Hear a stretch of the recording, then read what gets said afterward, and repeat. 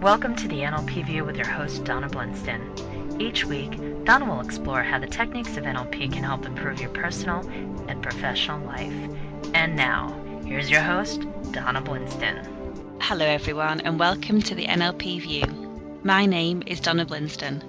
On today's show, I am joined by the inspiring Pamela Gawler-Wright, a UK CP registered psychotherapist, Neuro linguistic psychotherapist, master and certified trainer of NLP, and a clinical supervisor. On today's show, we're going to discuss the reality of trauma and how the trauma often relates to anxiety, depression, and leads into addictions. Trauma is experienced by individuals as a compulsive association into the emotions of a past negative event. Trauma is an association between a sensory event and metadata about that event. This metadata includes the event's meaning and the person's emotional responses to that meaning. The brain stores sensory memories and meanings separately. That separation allows you to change your interpretation of past events, give it new meaning, and generate new emotional responses. Removing metadata changes a traumatic memory into a memory of a sensory event without the trauma. Neuro-linguistic programming, NLP, allows individuals to make changes at all levels of the mind, looking at areas that control your autonomic habits, beliefs and behaviours. When trauma has connections to negative thoughts and beliefs in a person's past, NLP can remove the negative associations that have been attached to these memories. So I'd like to welcome to the show Pamela Gawler-Wright. Hello, Pamela. Hello, Donna. Nice to talk with you. How are you today? Oh, I'm great. It's sunny. I've been taking my dog out and I've had a great time already. Wonderful. Well, firstly, I want to thank you, Pamela, for joining me today on the show. I feel really privileged to talk to you. The work that you do and the way you're linking the psychotherapy side is where I believe NLP should go and is going. So I guess it's a credit, really, and to know that I'm speaking to someone who is advancing it and raising it to such a professional level. Well, thank you very much. You're welcome. Before we start the interview, would you mind telling our audience about yourself? Yes, Donna. I work for Belief Institute for Contemporary Psychotherapy. We're a UK CP accredited organisation. For my sins, the last 20 years I've been in the position of training people to become registered psychotherapists. My first orientation is Ericksonian psychotherapy, and I also come from an arts background. So when I became aware that psychotherapy was my interest, finding Ericksonian work felt like coming home, really. And it's been a joyous and very challenging journey ever since. In what way do you mean by being a challenging journey? Is that for you personally, or as from a professional going through the psychotherapy and the acceptance of NLP, or in what way? Well, both really. I think that when we're working with people, we commit ourselves to a journey of ongoing growth and challenging ourselves. And in the work, we're bringing ourselves into contact with those experiences of life that are often not shared as intimately in everyday relationships. And psychotherapy is a commitment to be with people in the places that possibly they're not showing even to themselves. And I think that a person needs to be on a constant journey of growth and self-reflection, because it is a great privilege to be in that position with people. Secondly, yes, professionally, psychotherapy in the UK has been going through an enormous change and many, many challenges over the last 20 years in terms of regulation, in terms of acceptance of a wider range of modalities, but also what I'm very interested in is the convergence of all the modalities. And just as NLP started out trying to find out what are the common features that made particular psychotherapists much more successful in terms of their clients' outcomes, in terms of the promotion of well-being and recovery, and people beginning to lead meaningful lives from what had seemed to be lives that were broken.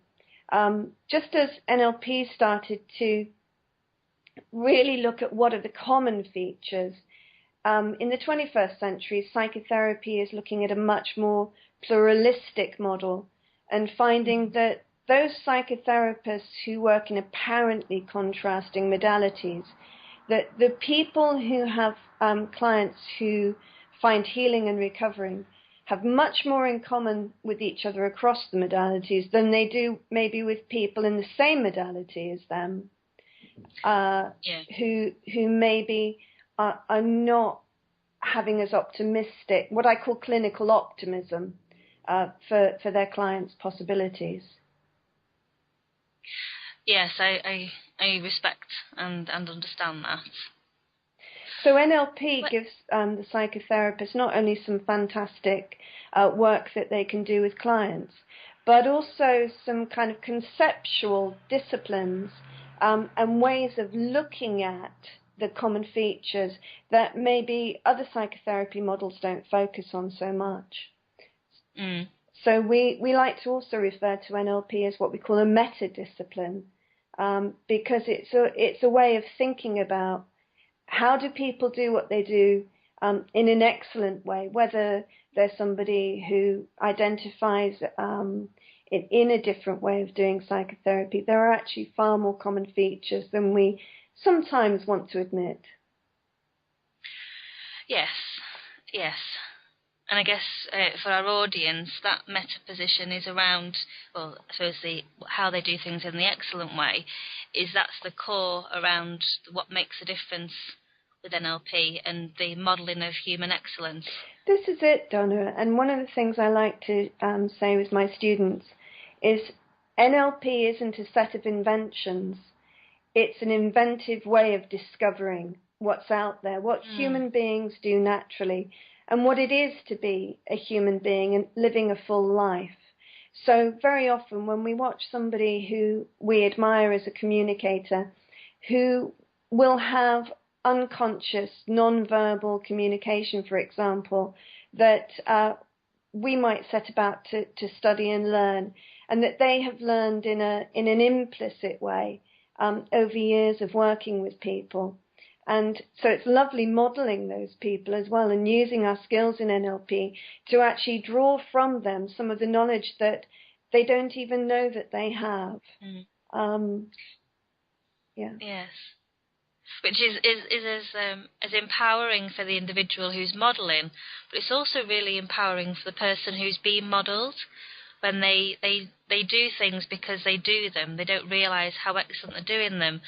And when you model someone and break down the actual strategies and what they're thinking about and why they do and why that's important and the way they've chosen to do it in that order, it's quite enlightening for them to know that those particular elements they could apply to other areas that aren't possibly at that same level.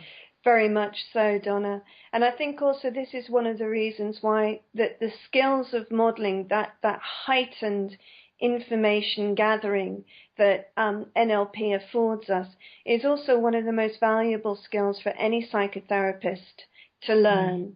And sometimes my psychotherapy colleagues express amazement at how quickly clients are able to bring forward information about how they work with the world, about the strategies they have with the world, the belief systems, the values, the motivations, which it might take them a little bit longer to be able to identify.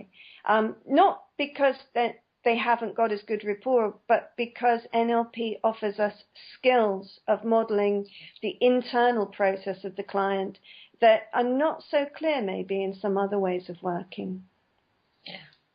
Yeah, that's true. Very true.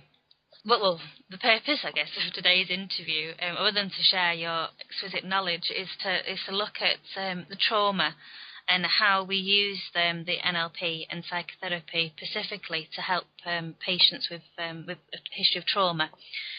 Yes. In what way of what we've just spoken about, especially around the modelling and the gaining insights into how people have chosen, because I've certainly found following a trauma, we often, well, I'm saying we, the person who suffered that trauma, will often choose to do things in a certain way as a result of that trauma. So they almost learn new skills and new ways of coping and interacting with the world in order to protect themselves against the memories of what from the trauma that they experienced. Yes, one of the things I think that trauma does with people's ongoing journey, life, and identity is that a traumatized state is often one which daren't then step out and try a range and a repertoire of behaviors. When people have been traumatized, it narrows down what feels safe. Yeah. And so therefore people tend to become more rigid in what behaviors and what learning they're able to acquire in life skills such as soothing the self after you've been upset or frightened, or working through and processing feelings. Because if we have our world closed down and the lines over which we are able to feel safe to tread become very confined, then obviously the creativity to learn and find out new ways of being and letting our own personality develop are restricted. So this can often result in people using quite destructive behaviors to bring their emotional state into something that feels tolerable. So trauma does actually often go hand in hand with addictive behaviors, abuse of alcohol, dependent relationships, avoiding challenges, and all the accompanying low self-esteem that goes with that. Yes, it does, and half of the presentations that we'll see are those, as you say, there's new behaviours that they find. They're new coping strategies, aren't they? So with things like alcohol, a lot of our work is not only identifying the trauma and working through that with the client, but also looking at the strategies that they've now formed, because that can often mask other strategies that they had before. So it's looking back as to what they could do before alcohol was a resource for them. Yes, and often people are actually modelling the ineffective strategies of coping that were presented to them in their family and home environment.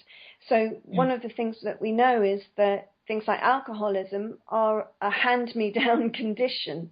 Now, there may be lots of genetic predispositions. However, there can also be those predispositions, and some people find the resources to not succumb. So we do need to also look in a preventive way about what's the difference between the person who comes from a traumatic background, and let's remember that growing up in an alcoholic family is growing up in a chaotic and neglectful family, even if there hasn't necessarily been direct abuse. And then the child looks to, well, what do the adults around me turn to? How do they deal with their difficulties? So in that sense as well, there could be a limitation in what seemed to be available. Yes, there's a lot around that addictive personality, which there's no scientific evidence per se that qualifies the addictive personality. It does kind of co-occur with personality disorders like denial or problems with emotional regulation and impulse regulation, which is often something that is identified with people who have come from that background, that have been brought up where alcohol is a coping strategy, a resource for them. Yes, and let me give you one example, Donna. For example, from research by Antonio Damasio, who I very much recommend to your listeners to take a look at if they're looking for the neuroscience to help them understand how it is that NLP is so effective. And one of the studies that Damasio did with substance-dependent individuals was actually looking at people's ability to make decisions and to read the road in terms of what's coming in the future, and use feedback from behavioural experiments, if you like, to learn, well, this is going to bring me a good result, or this is not going to bring me a good result. And that people who were more likely to have experienced a traumatic environment, people who had struggled with entering their recovery, were people who actually also had tremendous difficulty in using information to make future decisions. Now, one of the things that I found in working with people who were recovering from trauma is coming back to this narrowed repertoire of behaviours, because you're not wanting to make a mistake, because your sense of confidence and your trust in the world is diminished. That it also means that the information that you're looking for in your life to give you guidance about what's the right way for you is obscured. It's like people haven't got the internal trust to understand their own feelings, values, to go into new territory, to learn new behaviours. And we all know that learning involves a degree of trying and not getting the results at first. And the person who's been traumatized has learnt that it's not safe to make mistakes, that it's not safe to try something and get feedback and then try it again, because they've been humiliated, or because there's been a certain amount of danger involved in not meeting the mark, not meeting somebody else's expectations. So all of these things are systemically impacting the person's sense of themselves. So one of the things about trauma is we, in NLP, we have some fantastic work that we can apply with dealing with flashbacks and dealing with the symptoms of PTSD of a specific event. However, a great deal of the impact of trauma is actually accumulative. It's just how it was in a person's environment. So the repeated subtle messages have actually become that person's identity and their narrative and what they now expect from the world. So sometimes it can be much more subtle for that person who may not necessarily be thinking that one particular traumatic event needs to be addressed. It could be that this has just become their expectation from life. Yeah, and they know no different, and as well they don't look for anything different. And if anything particularly positive does happen, they see it as an off-the-cuff event rather than it being something that they've done. Very much so. Self-fulfilling prophecy. They look for the negatives and then they justify the negatives because that's them. Well, it's that world that they've looked for and created. Absolutely, Donna. All of us, in a way, are amateur philosophers. We create a map of the world that says this causes this, this causes this, this is the way things operate. And then we apply that story to whatever happens to us. So, sometimes when people are with me and they'll be telling me that something good happened to them or somebody was nice to them, but that was just them, they're nice to everybody, and I'll challenge. So you're saying that person's got bad taste, that they're bestowing upon you something which clearly they wouldn't if they had good taste in people. So one of the things that I think is really, really important when we start working with trauma is a sense of humour, and having the safety to be a bit ridiculous and return to what Milton Erickson called the early learning set, so that people can start to make experiments with life and begin to experience themselves as resourceful. And get back a sense of humour about being somebody trying out new things. I might say to people, it's a very good thing that you learnt how to walk before you learned how to talk.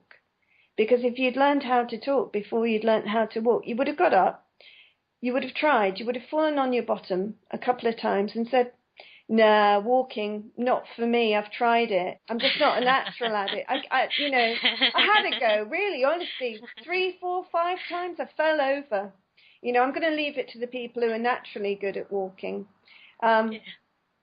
Whereas if the baby had that kind of mindset, then rather than being motivated by their passion to get up and reach out to the world and be fascinated, and I know you've got a little baby, Donna, so I have, yeah. You know exactly what I'm talking about.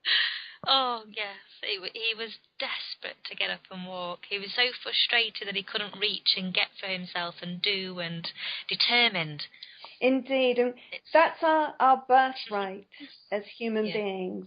And so to reclaim that, and to reclaim the fun and the wonder that a small child has, for me is very much part also of connecting with the person, not just at a cognitive and verbal level, but also at a somatic level, at a body level. Because when we're working with trauma, Donna, we can't analyze it away, because it's not the analytic part of us that is connected to our fight, flight, and freeze system.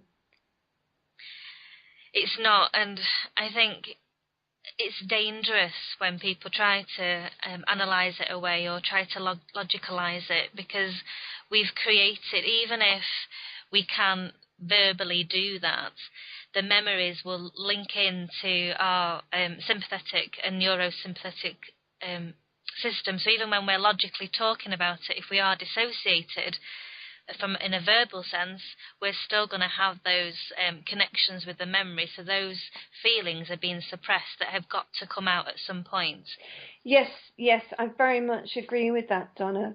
One of the ways that I like to invite my trainees to think about trauma is using the triune brain model of MacLean. Yeah. So yes, I like that. Yeah, so very, very quickly, that model, which we use in NLP quite explicitly, is that millions of years ago, your great-great-great-great-great-great-great-great-grandparents had to come out of the sea, and they needed to learn the very, very basics of survival, which were basically a stimulus response. And people will be aware of stimulus response from mainstream psychology, which we utilize a lot in NLP, which had to be a very, very simple program without any kind of intervention or mediating processes of any sort of complex thinking, to just fight or flee or freeze or fold. And it's those programs that are actually running our emotional and physical response when we're dealing with trauma.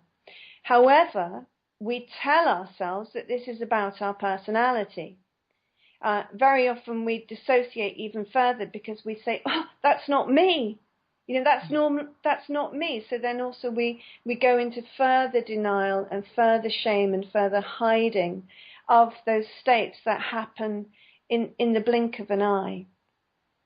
Now, again, one of the, 1 + 1 always equals 3. There's the relationship between the reptilian brain and the neocortex, the analytic brain. And guess what? We've got a brain in between those two, which is the mammalian brain or the limbic brain. And that brain's job is to form relationship and form attachment. And human beings are hardwired to love and be loved, and to seek love and to seek relationship and seek affirmation from others of their kind. So in the work that we do as psychotherapists using NLP, is that we activate all 3 brains working at the same time, so that they are in harmony rather than in conflict with each other. And we do that by the processes that we use that create sensory experience internally and externally that make new associations for the reptilian brain to respond to. The limbic brain, we stimulate, obviously through relationship with the therapist, but essentially our job is to make ourselves redundant.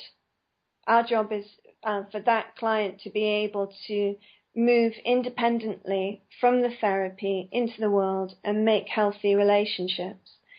So sometimes that has to be done, first of all, through using a person's imagination, because the person who's been traumatized and felt they're not good enough for relationships, they're not good enough to be loved, might find it too threatening to attempt to form relationships in the world, where, of course, there are going to be other people in the world who have different ideas. We're not in control of whether or not people will love us back. So in NLP, we can use our imaginations to create mentors and sponsors. I tap into a lot of Native American work using animal totems and symbols that give complete free rein for a person to experience being in a safe relationship with somebody who can love them unconditionally and give them resources.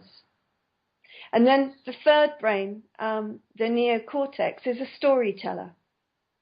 It's a compulsive storyteller and searches for meaning, which is why we can sometimes get it so wrong in the kind of example you gave, Donna, about how people dismiss good things that have happened to them, or they make a self-fulfilling prophecy. They say, this is the story of my life. You'll often hear that. And so part of the recovery from trauma is also about creating a new, healthy, meaningful narrative. So the story doesn't stop at the trauma. The story continues so that you begin to know yourself as somebody who triumphed, somebody who truly came into this world with the resources that they needed, and as such has now become a vessel of resources that they can contribute to the world around them too, so that they can feel that they have a worthwhile place in the world. It's very powerful. Very, very powerful. It's extremely powerful. And I have to say, Donna, sometimes I'll sit with a client and I'll hear a story and I will feel so humbled. And humbled by this person's courage to come and work. And sometimes I just have to remember that the fact that they've come for help means within them somewhere there is hope and there is resilience. And connecting with the person who's unable to see their worth and goodness is a constant reminder of how good it is to be a human being. It is.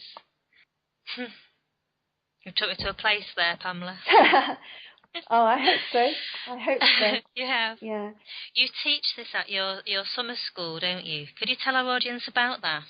Ah, yes. Well, the summer school is, it's been put together really to meet a need of many people who have acquired various skills as people working with people in psychotherapy and recovery, also people in counselling and coaching. And the summer school is addressing really 3 interconnected issues, which are addiction, trauma, and the depression-anxiety connection. So with addiction, we're looking at those repetitive behaviours and patterns that in fact are not just keeping the person stuck, they're actually deteriorating that person's condition, because the process of addiction is never still. It's either in recovery or it's getting worse. So the first unit of the summer school is working successfully with addictions. The second unit is working creatively with trauma. Very, very often as people are releasing those stuck behaviours, they're ready to begin to work on that some of the things that have not only perhaps influenced the development of the addiction, but also the trauma of the addiction. If I've been in a codependent relationship for several years, then that has eroded my sense of safety and strength. So sometimes it's about the journey I've been on very recently, not just in the early past. Then the third unit of the summer school is working effectively with depression and anxiety, because so often at the root of all of this is people's skills in self-regulating emotion, learning how to make friends once more with the physical responses of being a human being to the world around us. And so often depression and anxiety are the result of the break in that relationship between what Milton Erickson called the conscious mind and the unconscious mind. One reason why people come for psychotherapy. And that's because their conscious mind has lost rapport with their unconscious mind. So if we think about that in terms of how the cognitive mind and the somatic mind need to rebuild their relationship, understanding, and work together in what Stephen Gilligan calls a self-relation. And then we actually have a paradigm which embraces pretty much all of the mainstream psychotherapy paradigms, because throughout the development of psychotherapy, that relationship, we can call it many things, is central to our models of what it is to be human and what it is to recover and grow. And once again, I want to say that NLP gives us some fantastic concepts and skills to actually draw all of those strengths from all of the models together and prepare us for a 21st century psychotherapy. Thank you, Pamela. And how can our audience find out and contact you? What's your website details? Yes, our website is www.beleaf.com. That's BEELEAF for Foxtrot, Beleaf. And they can look at the summer school. They can also look at our training to become UKCP registered psychotherapist in the contemporary psychotherapy modality. And there might be some accredited prior learning that can be added to their pathway. Or it could be that they would like to take some units to add to their existing skills that could expand their remit, or could help them to identify and work with other professionals in mental health service. And of course, as you know, Donna, we're working very hard for NLP to get the respect that it deserves. And bit by bit, day by day, month by month, we're doing that. So, yes, it is getting there. Absolutely. So the more that your listeners who are using NLP allow themselves to pace the society and the age that we live in terms of understanding how we interface in such a way so that people can see that NLP is being practiced in a highly responsible way, even though sometimes it really is quite revolutionary, quite radical, that people are able to understand it in their terms. And so that GPs can continue to refer to us as they're already doing. Yes, it will become accredited. There's loads of research done by many amazing people, and I'm certainly finding, especially with my GPs, that it's that they're recognising it themselves, and it's, in one sense, it is going to become a lot of relief off the GPs, especially when we can work with the depression and the anxiety that are manifesting in other illnesses that the GPs are facing on a day-to-day, who haven't got the time to actually listen, and half the time the client just needs to be listened to rather than given any more medication. Yes, and also that we can work in tandem with people's other needs. I mean, I do work with people who are also using medication as a part of their recovery. And And I think it's important for people to understand that we can work with the range of human distress, and continue to see people as being in process rather than a static label of a diagnosis. And that people are never still. And that's really the Ericksonian presupposition. We're part of life, and life is always moving. And it's in our nature to recover. Our nature is seeking health. It is. And I think the mental health system is beginning to change its presuppositions about that too. And we are in revolutionary times regarding our understanding of what it is to be human. And it's great to be on this show, Donna, and have a chance to voice some of my passions for that. It's an honour to have you. It really is. A huge thank you for joining me today, Pamela, and also to our audience for tuning in. If you'd like to learn more about NLP, then tune in each week, and also visit my website www.donnablinston.com, where you'll be able to pick up a copy of my best-selling book, Psychobabble, a straightforward, plain English guide to the benefits of NLP. Also visit theorganicview.com and sign up for our newsletter, which will keep you updated with the up-and-coming shows, guests and online workshops. In the next live workshop, we'll discuss how NLP can be used to improve your relationships both personally and professionally, learning NLP techniques that will enable you to see events and problems from multiple perspectives and find out what is really important to you in a relationship. And once again, Pamela, thank you ever so much for joining us today. Thank you very much, Donna. Enjoy the sunshine and enjoy that little boy of yours. Oh, I will. Bye now.